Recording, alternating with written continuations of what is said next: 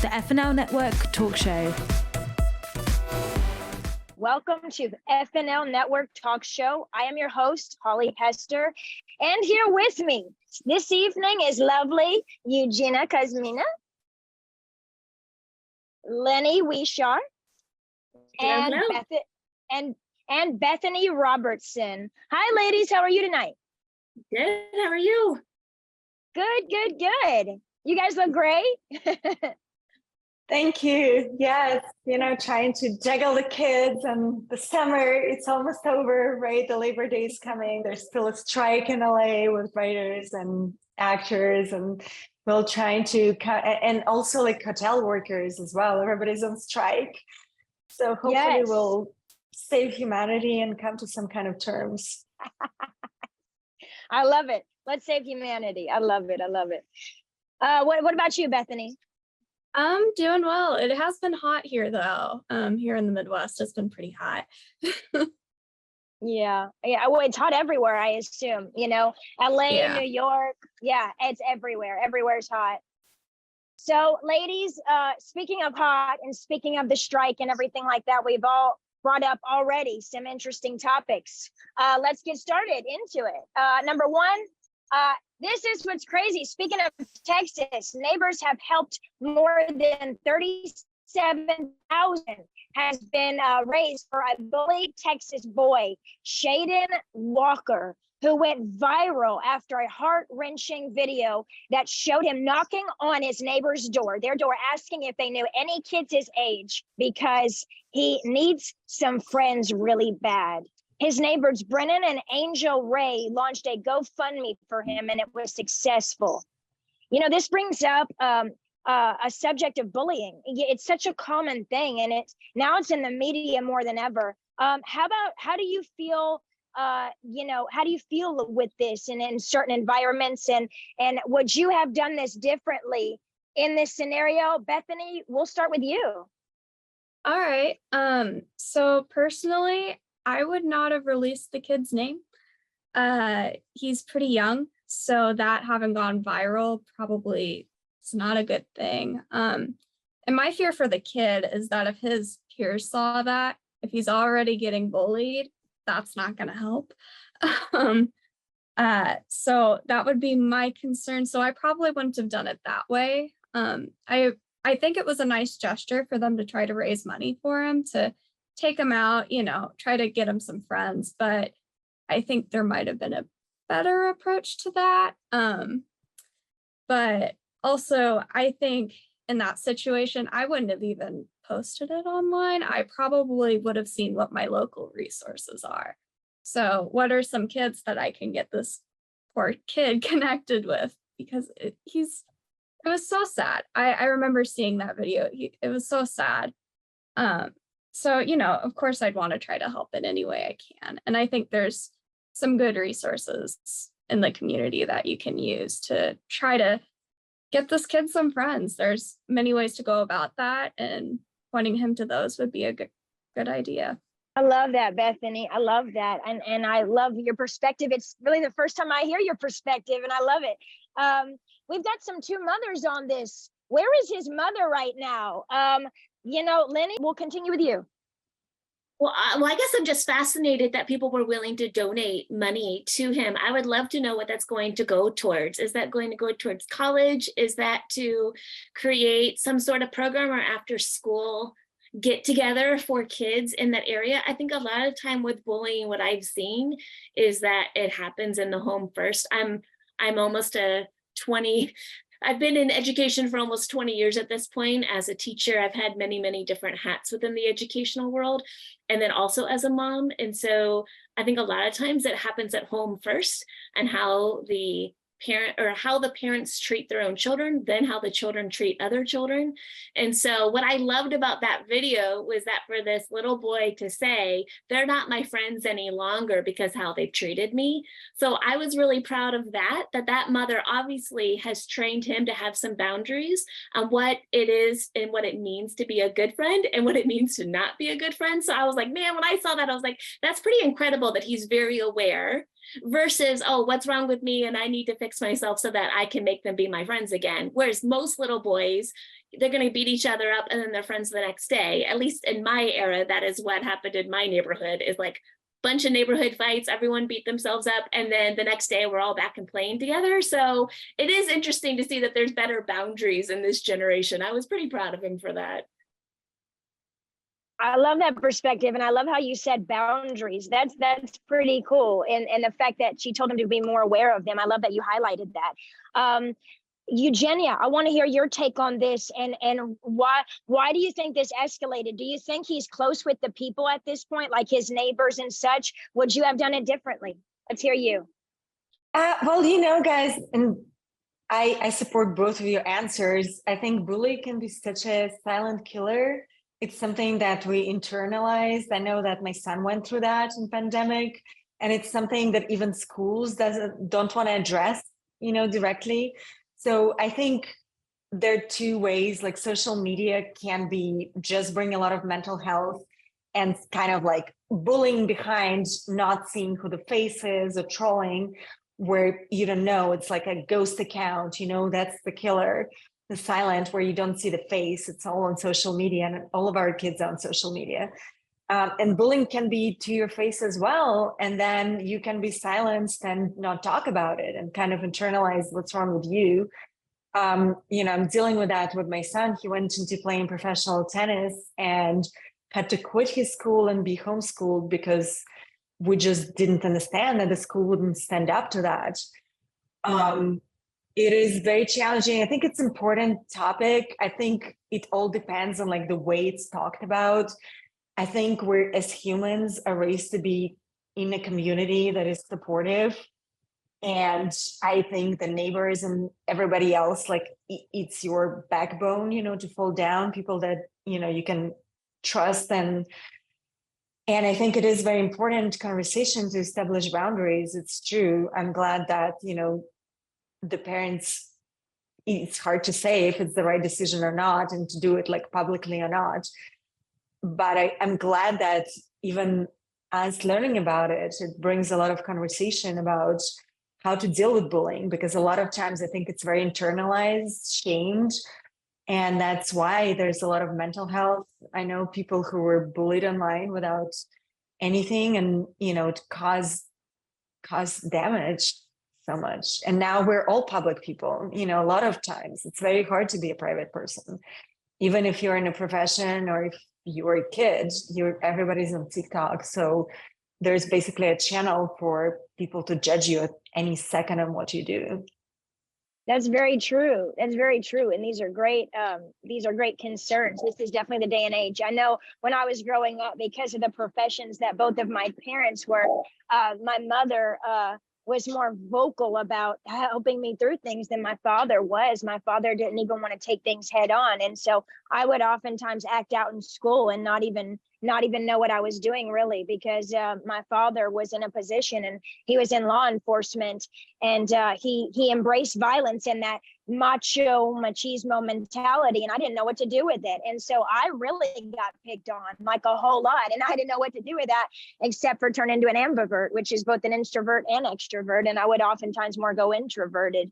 So I'm really glad that young man befriended, it made new friends. I'm really glad about that. And I'm glad that no one went kind of behind his back.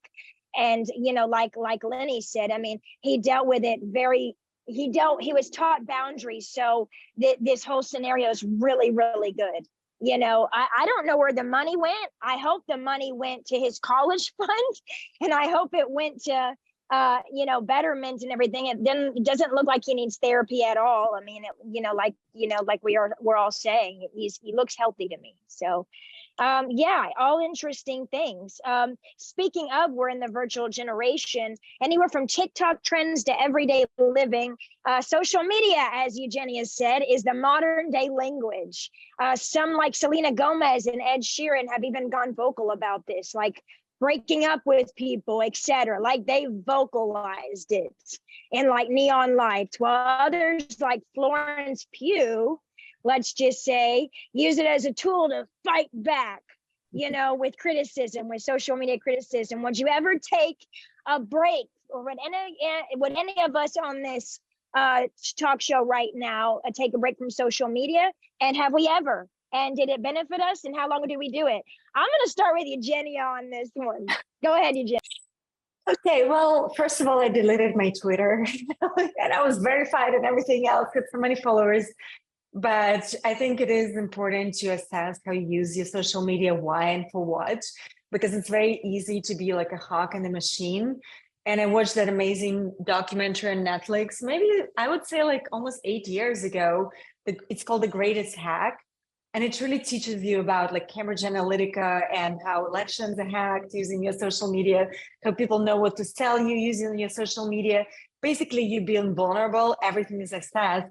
And also there are crimes committed, people know which house you're at.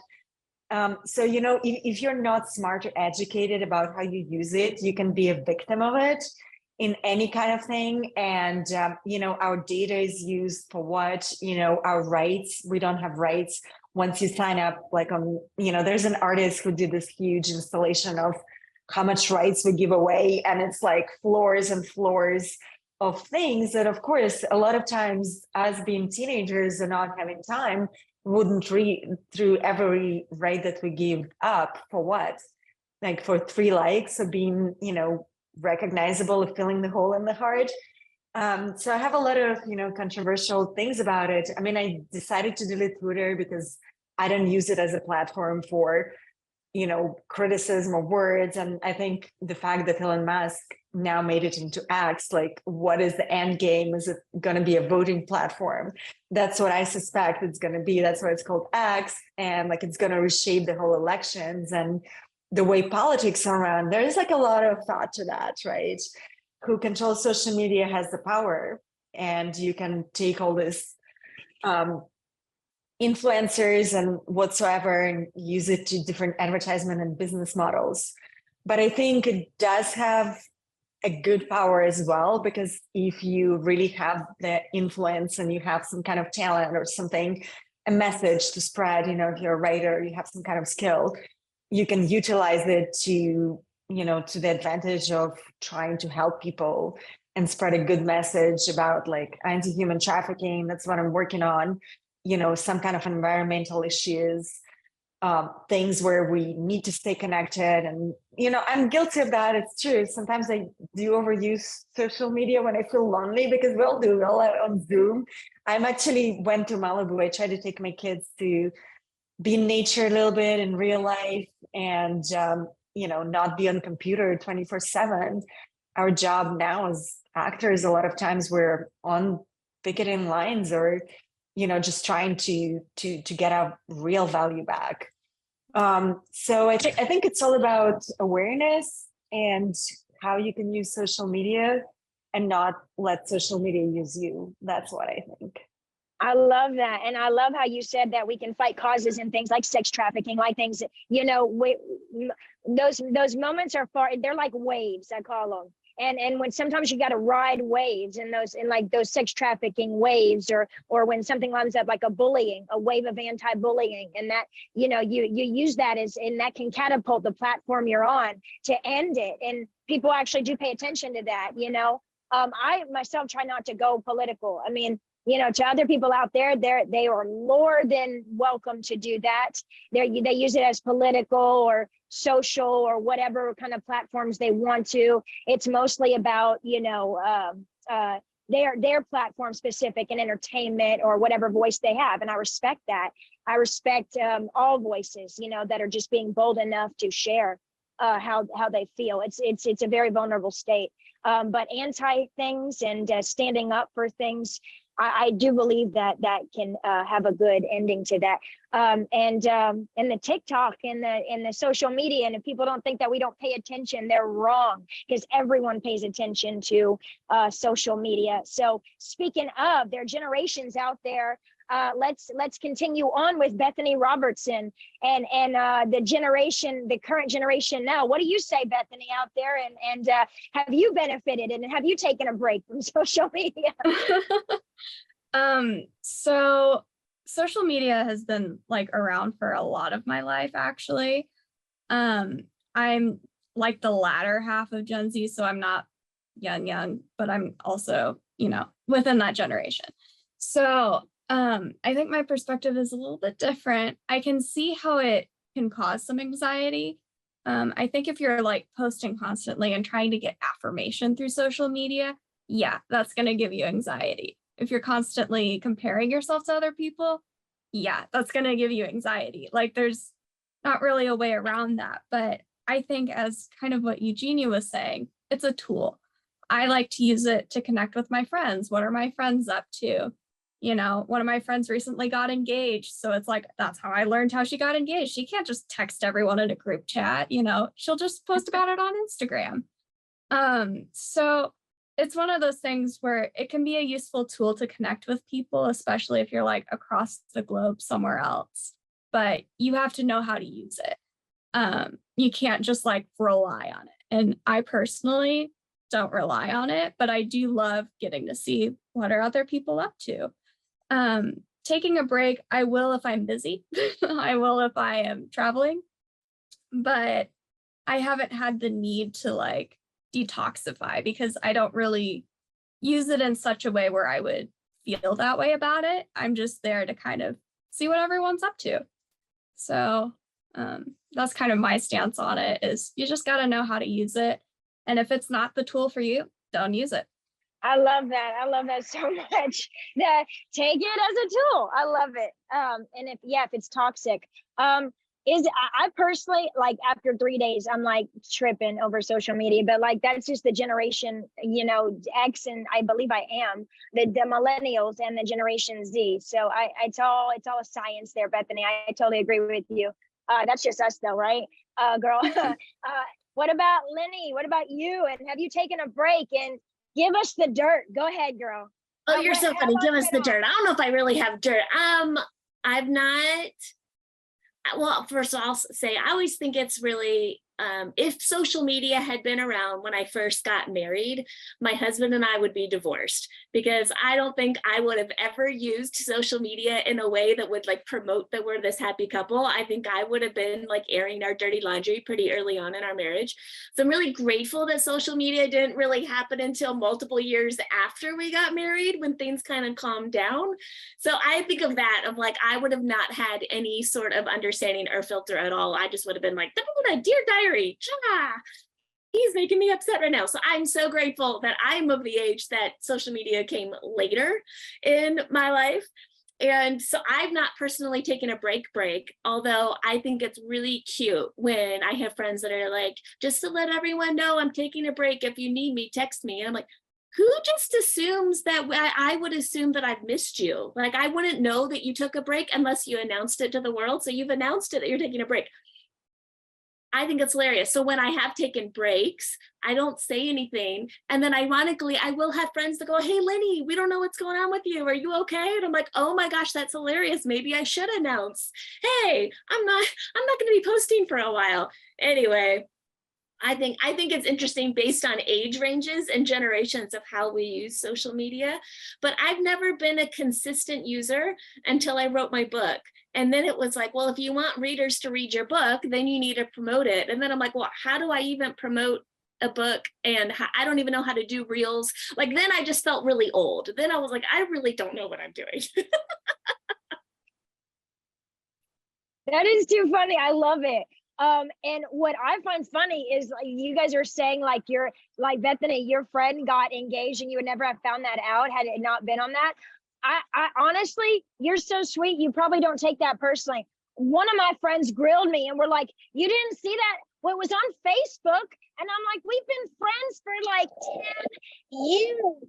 You can't just call me. Like, it's like, because it's on Facebook, it's official. A funeral was on Facebook, it's a future, like it's official. A wedding was on Facebook. And I get some, like, but be optimistic whenever you do. Like, I don't know, like, I just feel like some people just kind of take that to the extreme. Like, I'm not talking to you anymore because it was on Facebook and you totally knew about it, and like, we're done. Like, I didn't shut my Facebook in 2 weeks. What do you mean we're done? And I know that you, the two of you others, I know that Bethany and Eugenia can feel my pain on this. It is real. Like, you're like, we're living online here, like online, like wake Well, up. it's also, it brings a question of like who your friends are and how many friends do you need? Like, do you need like a million friends, and are they real friends? Are they going to be there? And, you actually Can need you someone. get them? Yeah, preach it. You can actually count it on your fingers. Yep. If you got like at least two good friends, I think you're doing pretty okay. And a lot of people are like, oh my gosh, choose two. That's good, honey. The older you get, that's good. Oh my gosh, that's so funny. Okay, so speaking of people living like inward, all of your perspectives on social media are great. It's kind of causing us to go inward, isn't it? Like it's kind of causing us to like hide behind the keyboard and like click, click, click. Business Insider and New York Times posted an end to department store era in 2020. Stores like Gucci have closed in all North America. 2,373 stores have shut down, and 850 are set to shut down by the end of 2023. In June of 2022, it's estimated that nearly 215 million Americans, 77% of the population, shop online. Do you, any of the three of you, Bethany, Lenny, Eugenia, do you think that shopping online is our future? Do you shop online? What are your thoughts? Let's go with Lenny. She's chomping at the bit. Go for it.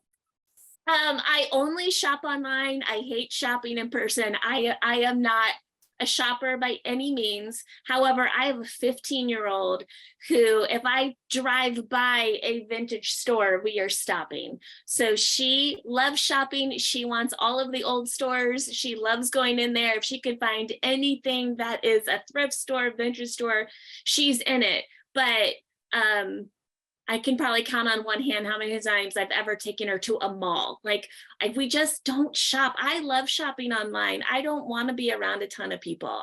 But I'm also, yes, I think I do enjoy being by myself like that. I love it. I love it. Well, you know what? Let's go to Bethany. Let's go to Bethany. Do you like to shop online? Are you the shop online generation? Or do you remember malls like Lenny? Go ahead. So as I said, I'm the latter half of Gen Z. So I did go to malls a lot as a kid.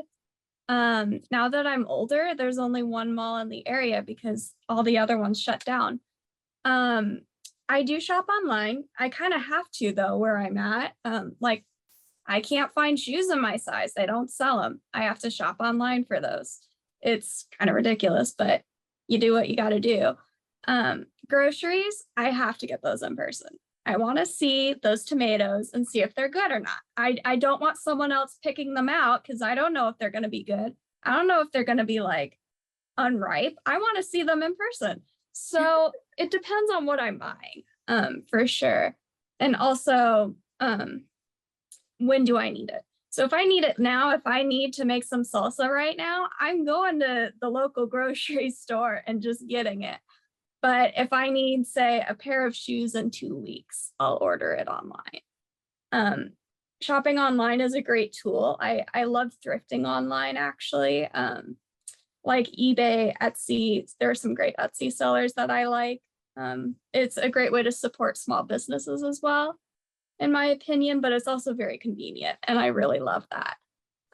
It's not online. It's not going to completely like take over everything because there are some things that you have to go in person for, but it doesn't surprise me that some department stores are going out. I mean, we were in a generation where that was the necessary thing, and now it's not as necessary. You have so many more options, and so those that don't adapt to the market are just going to go out.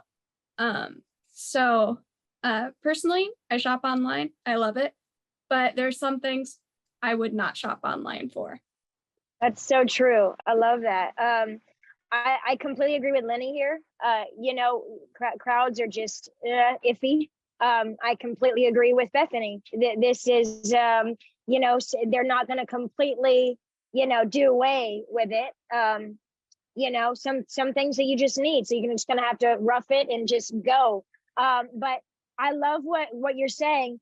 be more open-minded to the fact that sometimes you don't have the option to do more. Sometimes there is only one mall. And if what about if there are no malls? You know, what about if your options are limited, to not take anything for granted? I love that. I love you. You bring up so many things. Eugenia, do you shop online? And what do you have to say about 2024, girl, with shopping?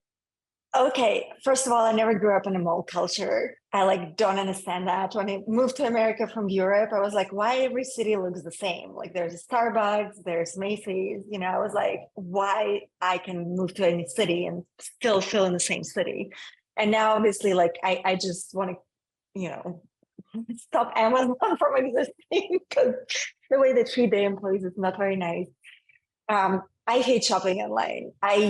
I like artisans, you know, I went in pandemic, everybody was on Amazon, but I went to Paris and I was like, oh my God, there's so many businesses, which are small businesses, they're craftsmen, you know, coming from modeling. I think, first of all, there was a problem with like recyclable fashion. Now, thank God it's back to that, right? Just like our consumerism got to a point where people started lots of companies and it's cheap, like reusable clothes, but you know, you kind of throw them out. It's really bad for the environment. It's also bad for the workplace because they were producing them at a very cheap rate. And sometimes it's like kids who would be hired to do that. So you have to be conscious about where you shop and what you shop for and what is it for. And if you're just used as a consumer. So I love that a lot of actors brought back the point of like reusing the same gown because, you know, as somebody who has a voice, you have a point to prove.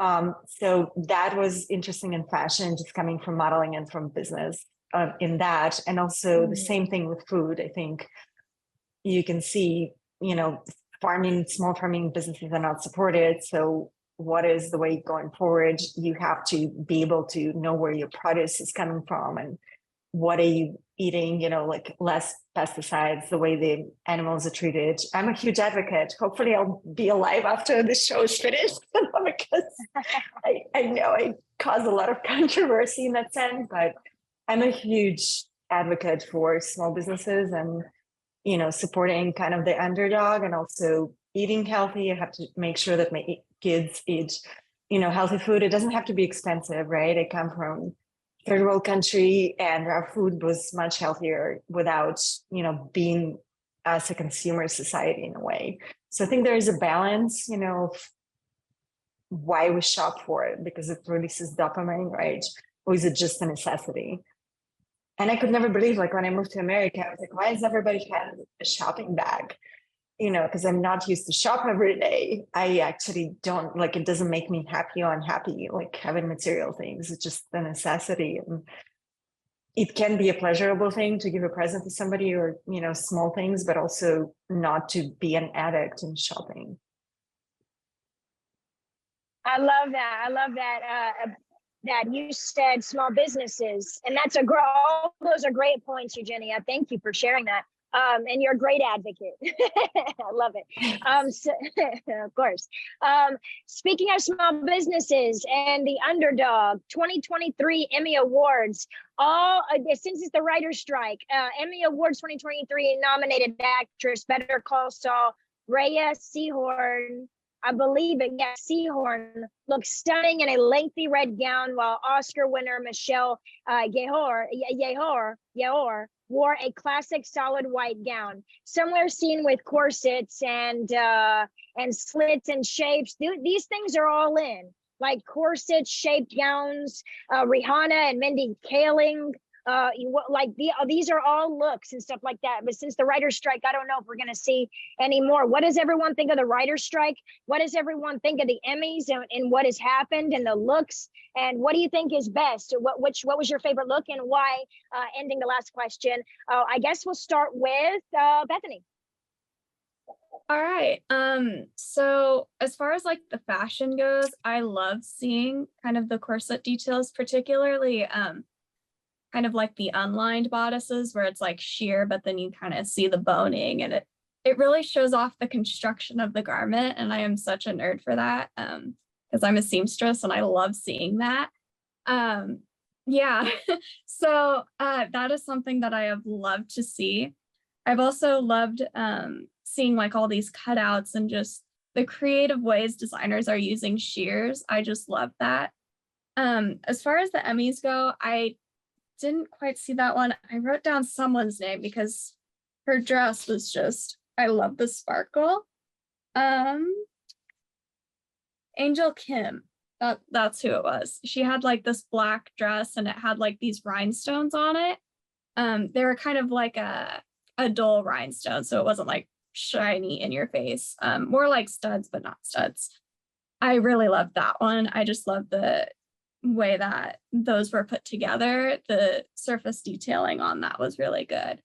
And then I also, when we were all looking at the Oscars, I loved Halle Bailey's dress, the gal from The Little Mermaid. I just loved that unlined bodice and all the tulle and just kind of that layering. It was very beautiful, for sure. I'm just here for the fashion, really. I love it. But as far as the writer's strike goes, I understand why that's happening. Hopefully an agreement is reached, and everyone's able to kind of get back to their jobs. But I completely understand why they feel like their jobs are being threatened. And, it's a scary thing when your entire livelihood is being uprooted. So of course there's a strike going on. And I hope that a contract is reached that is beneficial for both sides. I love that, and I love how your opinion is so precise. And that was a great explanation, the bodies and all that. I'm looking forward to an article or some type of video that you blitz us all with one day. More of your opinion. That's so precious. Lenny, what do you think about the writer's strike? No, excuse me, the entertainment strike that we're all on. Writer's strike that happened too. Actors strike, entertainment strike. We're all on strike. Everybody's strike these days, right? What was your favorite look? Tell me if you think we're going to see more events like this right now. I don't know with all that's going on. Well, I would hope that we would continue to see red carpets. I know that has been a discussion of the last few years since COVID and the lockdown, but I think we love dressing up and we love seeing what artists do. We love seeing whether it is something that they've created in an outfit or whether it is something they have done in a film or TV or whatever that is. I think as Americans, we enjoy being entertained. So to take away the red carpet would be taking away some sort of entertainment. Obviously, we don't technically need writers for a red carpet specifically, right? Although if we don't have writers, we're not going to have a red carpet in a year or 2 years. So I'll go back to the dresses though. So in the 90s, I remember when corsets were like the thing in the 90s, and then they were going back to the 1900s. So I love that here we are like 20 years later, bringing back something that's over 100 years old, 200 years old. And now it's 20 years old and we're bringing it back again. I love how fashion can be reimagined. I think it's just beautiful. And then as far as the writer's strike, I really hope, just for my husband's sake, everyone else who is just not working right now, that there are other ways to which to have the rod in the fire, that there are other projects that can be worked on that are outside of writing or outside of acting. But I think that's pretty difficult. I mean, it seems like it's been pretty clear that they're just trying to starve the artists out into coming to an agreement that would really not benefit them in the long run. And that's too bad. I love that. You're definitely right. Would it benefit in the long run? Just to riot right now. You're very right. As far as the underdog, it's that perfect balance of the both. Eugenia, we want to hear your thoughts, of course. Go ahead, girl. And who are you for with the Emmy? Well, thanks, Holly. Such a multi-layered question. I'll start from the light side. Fashion-wise, was very fortunate to attend Haute Couture Week in Paris this year. It was my first time not as a model, like being on the runway. I could actually see the dresses, and the skill that goes into that. Haute couture is like one dress of a kind. And there's just so much talent, there's a lot of people from Middle East that kind of come in and are most seen, they have so many patterns, they have so much skill with their hands, and like garments were just, I was blown away by that. I think fashion is here for fun, right? It has to entertain, it has to enchant, like that's, what makes us human, right? So I love red carpets. I was really happy to come back before the strike and do a couple carpets, just because coming from modeling and also acting, it just always, there's always an entertainment aspect of that. I think, I don't like judging who has the better look, because I think, there's no comparison in that. So talking about like Emmys, I don't like the political aspect of this business. It is what it is. We're all going to compare one thing to another. But I just admire every artist who puts some kind of a skill to that. And no matter what you do, like if you're a fashion designer, I actually love at Balmain show, the designer, instead of like the final closing look where all the models come out, he brought all the seamstresses to do, the kind of final walkthrough. And I thought it was so amazing, because these are the people who work countless hours, creating this one little piece of garment that is one of a kind. And I thought it was a great way to, pay tribute to them. Well, for the writer's strike, it is what it is. We all have to kind of now adjust to the time and place we live in, right? It's all going to be online, no matter how much I'm going to scream and shout. I have to have different skills. I think it's very smart to get educated, to kind of look in the future. You're not going to stop the technology, even though I think there was a TV series that's out now. It's called Mrs. Davis, and they all argue about like, oh, just kill that, like one technological thing. Like, we'll have to be part of it and live in this new world, but how can you use it again, not as a thing that enslaves you, but as a thing that kind of brings, tools to your kit box? And what skills can you learn? Again, there's a lot of books written about the future of humanity, and how can you survive in this new world? Like, that's what I'm trying to teach my kids, like what are the important skills, and hopefully the computers and the AIs will work and not enslave us. And like, I think I talked about it last time, but I read that humans are the only species that think they're better than anybody else on this planet. And that created so much problems for the ecosystem that now AI is kind of going to bring this bad karma and say like, okay, humans are like animals. Let's just hoard them, to enslave them to work for us, because their technology advances so much faster than us as humans, our human brain can anticipate. So there's a lot of questions, moral questions to be asked. And I think there is even a conference of people who work in technology and who started that, like, are we creating a monster?